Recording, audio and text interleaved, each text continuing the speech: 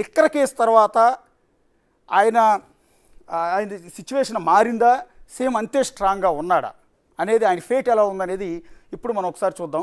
ఇప్పుడు exit polls వస్తున్నాయి. Peoples పల్స్కి సంబంధించిన ఎగ్జిట్ పోల్ ప్రస్తుతం మనకు వస్తుంది.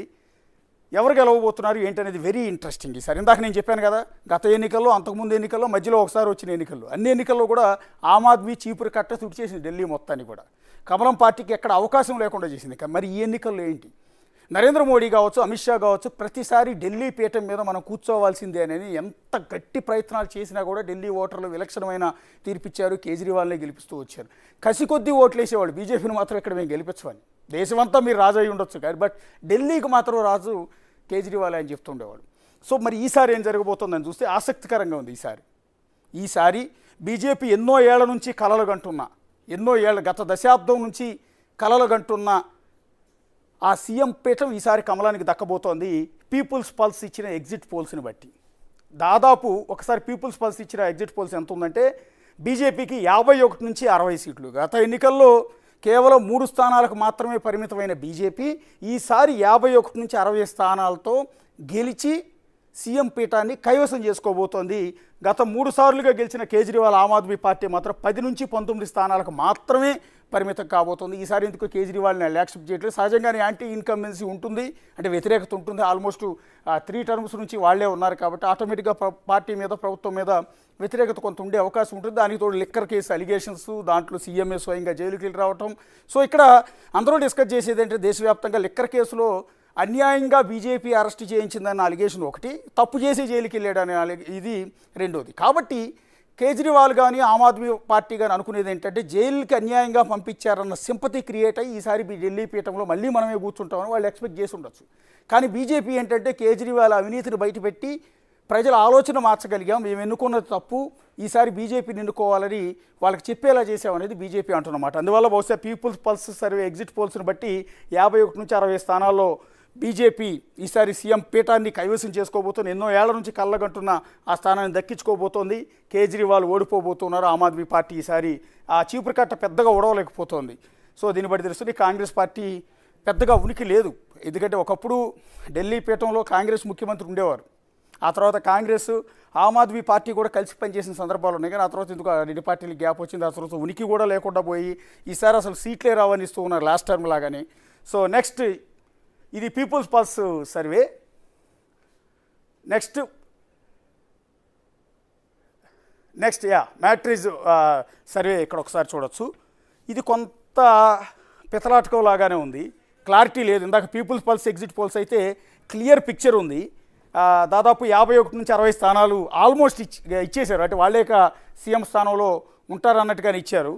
ఇక ఇప్పుడు చూస్తే మాత్రం బీజేపీ ఇది మ్యాట్రిజ్ ఎగ్జిట్ పోల్స్ ప్రకారం బీజేపీ 35 నుంచి 40 స్థానాలు, కేజ్రీవాల్ అంటే ఆమ్ ఆద్మీ పార్టీ 32 నుంచి 37, అంటే ఎవరికి మెజార్టీ రావటం లేదు అనేది. పోనీ కాంగ్రెస్ పార్టీకి ఒకే ఒక్క స్థానం వస్తుంది. పోనీ కాంగ్రెస్ పార్టీ ఆమ్ ఆద్మీ పార్టీ కలిసి ప్రభుత్వాన్ని ఏర్పాటు చేస్తాయంటే అది కూడా కష్టమే. ప్రస్తుతం ఉన్న స్థానాలను బట్టి చూస్తే బీజేపీ గవర్నమెంట్ ఫామ్ చేయలేదు, ఆమ్ ఆద్మీ పార్టీ కూడా గవర్నమెంట్ని ఫామ్ చేయలేదు. వాస్తవానికి 70 స్థానాలు ఉన్న ఢిల్లీ అసెంబ్లీ ఎన్నికల్లో మ్యాజిక్ ఫిగర్ 36 రావాల్సి ఉంటుంది. సో 36 బీజేపీకి అయితే కనిపిస్తుంది, అట్లాగే ఆమ్ ఆద్మీకి కూడా అదే కనపడుతుంది.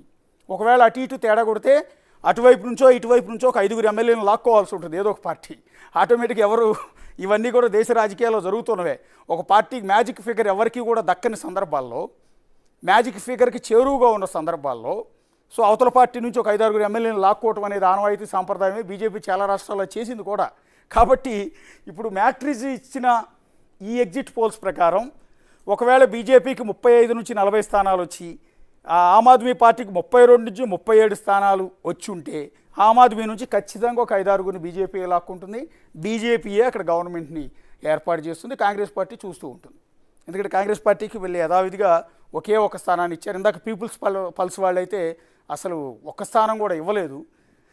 సో ఇప్పుడు మనం 2 ఎగ్జిట్ పోల్స్లో ఎడ్జ్ అనేది బీజేపీకే కనిపిస్తోంది. ఇందాక నేను చెప్పినట్టుగా గత 10 ఏళ్లుగా ఎదురు చూస్తున్నారు బీజేపీ వాళ్ళు. నరేంద్ర మోడీ కావచ్చు, అమిత్ షా కావచ్చు, వాళ్ళకు ఒక లోటు ఏదన్నా మిగిలిపోయింది అంటే ఒకటి సౌత్ ఇండియాలో ఉన్న ఆంధ్రప్రదేశ్ కానీ తెలంగాణ రాష్ట్రాల లాంటివి గెలవటం.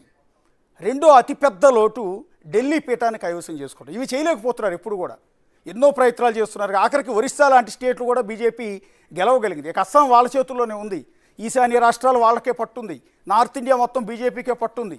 కానీ సౌత్ ఇండియాలో తమిళనాడు, ఆంధ్ర, తెలంగాణ, మళ్ళీ ఈ రాష్ట్రాలకు అటుపక్క ఇటుపక్క ఉన్న రాష్ట్రాలు వాళ్ళయే. ఇప్పుడు ఆంధ్రప్రదేశ్కి అటుపక్క ఉన్న ఒరిస్సా వాళ్ళదే, ఇటుపక్క ఉన్న కర్ణాటక, తెలంగాణకి ఇటుపక్కన ఉన్న కర్ణాటక వాళ్ళదే, మహారాష్ట్ర వాళ్ళదే, అన్నీ వాళ్ళే. కానీ మధ్యలో ఉన్న ఈ మూడు రాష్ట్రాలు తమిళనాడు, కొరకరాని కొయ్యలాగా మిగిలిపోయాయి ఆంధ్రప్రదేశ్ అండ్ తెలంగాణ. సో ఆంధ్రప్రదేశ్లో వాళ్ళు ఏం చేశారు, తెలుగుదేశం పార్టీతో పొత్తు పెట్టుకున్నారు. ఆల్మోస్ట్ తెలుగుదేశం బీజేపీ కూటమిలో భాగంగా ఆంధ్రప్రదేశ్ కూడా వాళ్ళ చేతిలోకి వచ్చినట్టే ఒక విధంగా. కానీ తెలంగాణ వాళ్ళ చేతుల్లో లేదు, కాంగ్రెస్ పార్టీ గెలిచింది ఇక్కడ. తమిళనాడులో మీకు తెలుసు డిఎంకే గెలిచింది. సో ఇదంతా ఒక తలనొప్పి అనుకుంటే ఎన్నో ఏళ్ళ నుంచి వాళ్ళు ఎదురు చూస్తున్నది ఢిల్లీ పీఠాన్ని మనం ఎందుకు కొట్టలేకపోతున్నాం అని. ఢిల్లీ ప్రజలు మనల్ని ఎందుకు విశ్వసించట్లేదు, ఢిల్లీ ప్రజలు బీజేపీని ఎందుకు గెలిపించట్లేదన్న బాధ, ఆవేదన వాళ్ళకి చాలా ఎక్కువగా ఉంది. అందుకని ఈసారి విపరీతమైన ప్రయత్నాలు చేశారు, విపరీతమైన హామీలు ఇచ్చారు. కేజ్రీవాల్ ఇచ్చిన హామీల్ని తలదన్నేలా బీజేపీ ఈసారి రికార్డు స్థాయిలో హామీలు ఇచ్చింది. సో దానికి తోడు ఆమ్ ఆద్మీ పార్టీ మీద కొంత వ్యతిరేకత అయితే ఉంటుంది. లిక్కర్ కేసుల ఆరోపణలు, సీఎంఏ స్వయంగా జైలుకి వెళ్ళి రావటం కావచ్చు, ఇతర గత 10 ఏళ్ల నుంచి వాళ్లే పరిపాలిస్తున్నారు కాబట్టి సహజంగానే యాంటీ ఇన్కంబెన్సీ అనేది కొంత ఉంటుంది. ఇవన్నీ కూడా యాడ్ అయ్యి ఈసారి ఆమ్ ఆద్మీ పార్టీ చీపురు కట్ట పార్టీకి, అంటే ఆమ్ ఆద్మీ పార్టీ ఓడిపోయే అవకాశాలే చాలా ఎక్కువగా కనిపిస్తున్నాయి. పీపుల్స్ పల్స్ అయితే వన్ సైడ్ ఇచ్చేసింది, బీజేపీ గెలుస్తుందని. కొంత మ్యాట్రిజ్ మాత్రం కొంత డౌట్ఫుల్గా అటు ఇటు అన్నట్టుగా ఇచ్చింది. ఎడ్జ్లో బీజేపీ ఉన్నట్టుగానే ఇచ్చింది. ఒకవేళ ఎడ్జ్లో సీట్లు తగ్గినా కూడా ఆమ్ ఆద్మీ నుంచి లాక్కునైనా సరే, ఏదో ఒకటి చేసైనా సరే వాళ్ళు బీజేపీ గవర్నమెంట్ని ఫామ్ చేస్తుంది అన్నట్టుగా ఇక్కడ క్లియర్ కట్గా ఉంది. అండ్ నెక్స్ట్ పీపుల్ ఇన్సైడ్ అని ఇంకొక సర్వే సంస్థ ఇచ్చిన ఎగ్జిట్ పోల్ని మీరు ఒకసారి చూడండి. ఇది కూడా దాదాపు అన్ని సీట్లు ఇవ్వలేదు, కానీ ఈ పీపుల్ పల్స్ ఇచ్చినట్టు అన్ని సీట్లు ఇవ్వలేదు, లేదా మధ్య మార్గంగా అన్నట్టుగా అటు ఇటు తేలకుండా ఇంతకుముందు మ్యాట్రిక్స్ చెప్పినట్టు అలాగూ కాకుండా కొంత ఎడ్జి బీజేపీకి ఇచ్చారు. ఆల్మోస్ట్ ఇదా మ్యాజిక్ ఫిగర్ 36 సీట్లు. సో ఇక్కడ 40 నుంచి 44 సీట్లు బీజేపీ గెలుస్తుంది. సో సీఎం పీఠం వాళ్లే కైవసం చేసుకుంటున్నారు. రాహుల్ గాంధీ అంటే కాంగ్రెస్ పార్టీకి ఒక స్థానం ఇచ్చారు. ఆమ్ ఆద్మీ మాత్రం ఓడిపోతుంది అన్నట్టుగానే ఈ పీపుల్స్ ఇన్సైట్ సిగ్నల్ కూడా మనకు కనిపిస్తుంది. పీపుల్స్ ఇన్సైడ్ ఆమ్ ఆద్మీ పార్టీకి 25 నుంచి 29 స్థానాలు ఇస్తుంది, బీజేపీకి 40 నుంచి 44 స్థానాలు. అంటే మ్యాజిక్ ఫిగర్ దాటి ఇంకొక 8 స్థానాలు ఎక్కువే ఉన్నాయి. 44 స్థానాలు వస్తే కనుక, ఒకవేళ 40 స్థానాలే వచ్చినాయి అనుకుందాం, ఇంకో 4 స్థానాలు ఎక్కువ ఉన్నట్టే. 44 వచ్చి ఉంటే ఇంకో 8 స్థానాలు ఎక్కువ ఉన్నట్టే. కాబట్టి వాళ్ళ గవర్నమెంట్కి డోకా లేదు.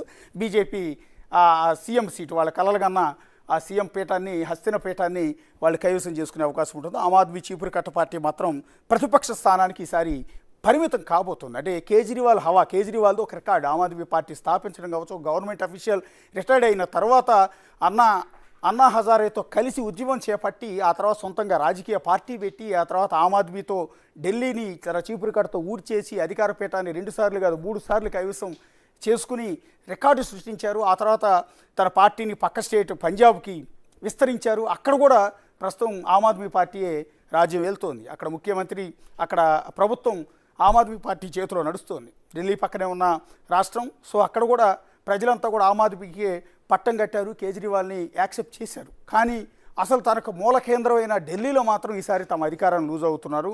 దీన్ని బట్టి ఎగ్జిట్ పోల్స్ని బట్టి క్లియర్గా మనకు అర్థం. అండ్ నెక్స్ట్ పీపుల్స్ ఇన్సైట్ అయిపోయింది. ఈ రెండు ఇప్పుడు వరకు 3 చూసాం మనం.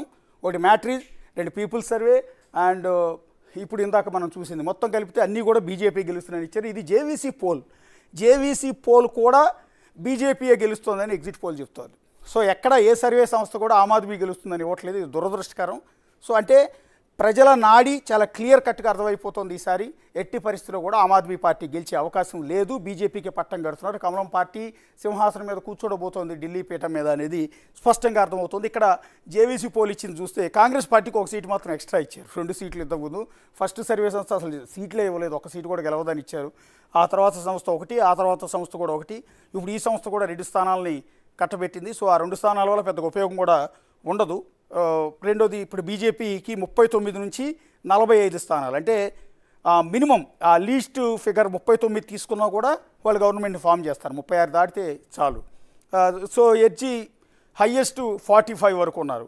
ఆ తర్వాత వాళ్ళు గెలిచిన తర్వాత ఆటోమేటిక్గా ఆమ్ ఆద్మీ నుంచి కొంతమంది జంప్ అవుతారు. వాళ్ళు తీసుకోకపోయినా అధికార పార్టీ కాబట్టి, రాజకీయాల్లో సహజం కాబట్టి కొంతమంది ఎమ్మెల్యేలు అటువైపు జంప్ అవుతారు. కాబట్టి వాళ్ళ అధికార పీఠానికి ఏమాత్రం డోకా లేదు.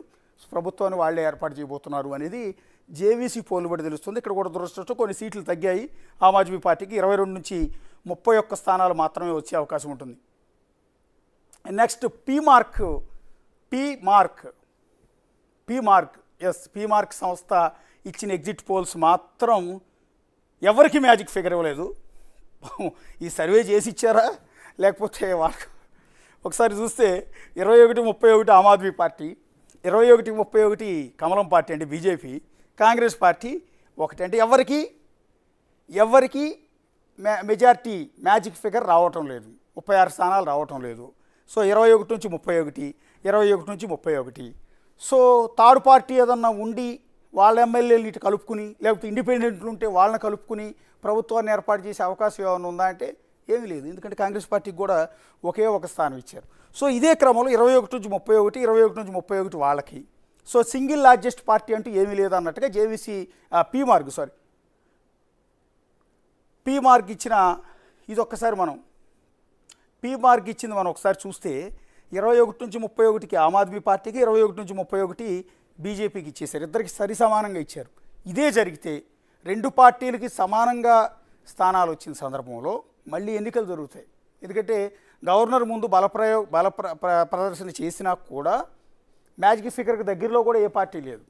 లేదో అనూహ్యంగా ఏదైనా జరిగి బీజేపీ నుంచి ఒక 10 మంది ఎమ్మెల్యేలు ఆమ్ ఆద్మీలోకో లేకపోతే ఆమ్ ఆద్మీకి సంబంధించిన 10 మంది ఎమ్మెల్యేలు రాత్రికి రాత్రి బీజేపీకో జంప్ అయిపోయి గవర్నర్ ముందు బల ప్రదర్శన చేసిన సందర్భంలో అక్కడ కనుక మేము ఈ పార్టీకి మద్దతు ఇస్తున్నామని చెప్తే అప్పుడు గవర్నమెంట్ ఫామ్ చేస్తారేమో. కానీ ఇప్పుడు యాజ్ ఇట్ ఈజ్గా పీమార్క్ ఇచ్చిన ఈ సర్వే రిపోర్ట్స్ ప్రకారం ఈ సీట్ల సంఖ్యల ప్రకారం 21 నుంచి 31, 21 నుంచి 31 ఇస్తే సో ఎవరు గవర్నమెంట్ని ఫామ్ చేయలేరు. కాబట్టి తాత్కాలికంగా గవర్నర్ పాలన పెట్టచ్చు, లేదో ఇప్పుడున్న ముఖ్యమంత్రి ఆపద్ధర్మ ముఖ్యమంత్రిగా కొనసాగించి ఆ తర్వాత మళ్ళీ ఎన్నికలకు వెళ్లాల్సి ఉంటుంది. ఎందుకంటే ఎవరు గవర్నమెంట్కి ఎవరికి సరైన మ్యాజిక్ ఫిగర్ ఇవ్వని సందర్భంలో ఇదే జరుగుతుంది. ఇది పీమార్క్ ప్రకారం. మిగిలిన సర్వే సంస్థలన్నీ కూడా పూర్తిగా బీజేపీకి ఇచ్చాయి, కానీ పీమార్క్ మాత్రం అటు ఇటుగా ఇచ్చింది. అటు ఇటుగా కూడా కాదు, ఇద్దరికి చిరు సమానంగా ఇచ్చింది. అండ్ నెక్స్ట్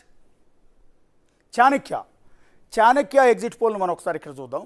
చాణక్య స్ట్రాటజీ మనం ఒకసారి చూస్తే ఇక్కడ మాత్రం క్లియర్ కట్గా బీజేపీ గవర్నమెంట్ ఫామ్ చేస్తుంది. కాంగ్రెస్ పార్టీకి 2 నుంచి 3 స్థానాలు వచ్చే అవకాశం ఉంటుంది.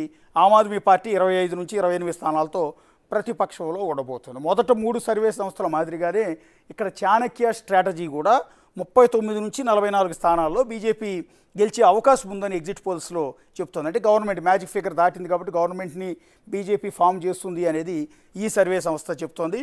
ఆమ్ ఆద్మీ పార్టీ దాదాపు 2 సార్లు ఆ పీఠంలో ఉన్న ఆమ్ ఆద్మీ పార్టీ ఈసారి ప్రతిపక్షంలోకి కూర్చోవాల్సిన పరిస్థితి ఏర్పడుతుంది. అది కూడా కాకపోతే మంచి ఫిగర్ అయింది. అపోజిషన్లో ఉన్నా కూడా వన్ సైడెడ్గా కాకుండా మీకు అన్ని ఎగ్జిట్ పోల్స్లో మనం ఒకటి గమనించాలి, ఇంట్రెస్టింగ్. సరే, ఇందాక మనం చూసిన ఒకే ఒక సంస్థ తప్ప మిగిలిన అన్ని సంస్థలు బీజేపీకి ఎడ్జ్ ఇచ్చాయి, వాళ్లే గవర్నమెంట్ ఫామ్ చేస్తారంటున్నారు. అలాగని ఆమ్ ఆద్మీ పార్టీకి అసలు సీట్లు పూర్తిగా రాకపోవటమో ఇంకోట కాదు, బలమైన ప్రతిపక్షం ఉంటుంది ఇక్కడ. ఆమ్ ఆద్మీకి అన్ని సర్వే సంస్థలు కూడా అపోజిషన్ ఇచ్చినా కూడా 20 నుంచి 25 స్థానాలు ఖచ్చితంగా ఉన్నాయి. అంటే బలమైన అపోజిషన్ ఉన్నట్టు. 25 నుంచి 28 స్థానాలు ఆమ్ ఆద్మీకి, 39 నుంచి 44 స్థానాలు బీజేపీకి, 2 నుంచి 3 స్థానాలు కాంగ్రెస్ పార్టీకి వస్తాయి అనేది చాణక్య ఇస్తున్న strategy report. And next times now ఒకసారి చూద్దాం. టైమ్స్ నౌ కూడా ఆల్మోస్ట్ బీజేపీ గవర్నమెంట్ని ఫామ్ చేస్తుంది. ఢిల్లీలో 39 నుంచి 45 స్థానాలు మ్యాజిక్ ఫిగర్ దాటి ఇంకెక్కువ స్థానాలే కైవసం చేసుకుంటుంది. బీజేపీ గవర్నమెంట్ని ఫామ్ చేస్తుంది అన్నట్టుగా వాళ్ళ టైమ్స్ నౌ ఎగ్జిట్ పోల్స్ బట్టి మనకు తెలుస్తోంది. యాజ్ ఇట్ ఈజ్గా మిగిలిన సర్వే సంస్థలు అన్నీ ఇచ్చిన మాదిరిగానే ఇందాక నుంచి నేను చెప్తున్నా బలమైన అపోజిషన్ ఉండబోతోంది ఎగ్జిట్ పోల్స్ నిజమైతే. ఎందుకంటే ఏ సర్వే సంస్థ కూడా ఆమ్ ఆద్మీ పార్టీ పూర్తిగా సీట్లు పడిపోతుంది అనేది ఎక్కడ ఇవ్వట్లా. అంటే ఆమ్ ఆద్మీ పార్టీని ఆదరించిన ఓటర్లు ఇంకా ఉన్నారు అని, కేజ్రీవాల్ మీద అభిమానం, ఆ పార్టీ ఆ ప్రభుత్వ పరిపాలన నచ్చిన జనం చాలా ఉన్నారు. అందుకనే బలమైన ప్రతిపక్షం స్థానంలో కేజ్రీవాల్ కూర్చోబోతున్నారు. 22 నుంచి 31 స్థానాల్లో కేజ్రీవాల్ ఆమ్ ఆద్మీ పార్టీ అండ్ 39 నుంచి 45 స్థానాలతో బీజేపీ గవర్నమెంట్ని ఫామ్ చేయబోతోంది. యథావిధిగా 0 నుంచి 2 స్థానాల్లో కాంగ్రెస్ పార్టీ సంపాదించుకోగలుగుతోంది. సో ఇక్కడ మనం చూడాల్సింది ఏంటంటే మీకు ఇక్కడ ఆంధ్రప్రదేశ్ పాలిటిక్స్ ఒకసారి కంపేర్ చేసుకుంటే నీకు లాస్ట్ ఎన్నికల్లో వైఎస్ఆర్ కాంగ్రెస్ పార్టీకి 151 సీట్లతో ఒక రికార్డు స్థాయి సీట్లను ఇచ్చారు.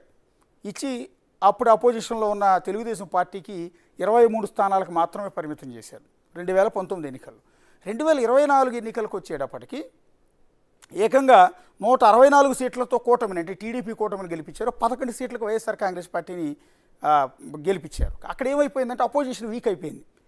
మీకు 2019 ఎన్నికల్లో కేవలం 23 స్థానాలతోనే ఉన్న తెలుగుదేశం పార్టీ చాలా బలహీనంగా ఉంది అపోజిషన్ అనేది. 151 మంది ఎమ్మెల్యేలు, మళ్ళీ ఆల్రెడీ టీడీపీ నుంచి జంప్ అయిన